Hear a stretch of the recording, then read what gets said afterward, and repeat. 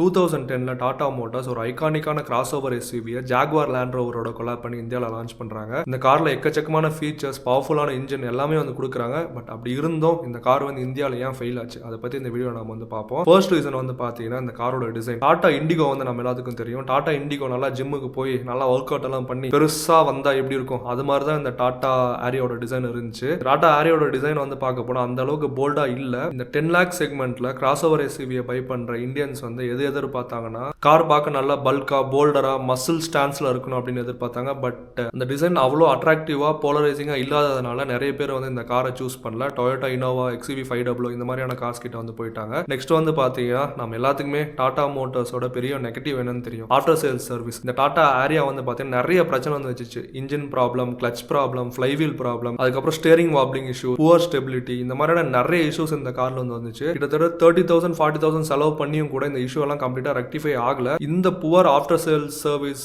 ரீசன்னால Tata Aria வந்து ஒரு பெரிய ஃபெயிலியர் சந்திச்சிச்சு. வித்தின் இயர்ஸ்ல டாடா மோட்டர்ஸ் வந்து இது எல்லாத்தையுமே வந்து ரியலைஸ் பண்ணி 2017ல டாடா எக்ஸான் ஒரு காரை கொண்டு வராங்க. இந்த காரை வந்து சூப்பரா மார்க்கெட்டிங் பண்றாங்க. இந்த டாடா எக்ஸா பத்தி உங்களுக்கு தெரிஞ்சுன்னா நீங்க கமெண்ட்ல வந்து மென்ஷன் பண்ணுங்க. நம்ம அடுத்த வீடியோல டாடா எக்ஸா பத்தி கம்ப்ளீட்டா வந்து பேசுவோம்.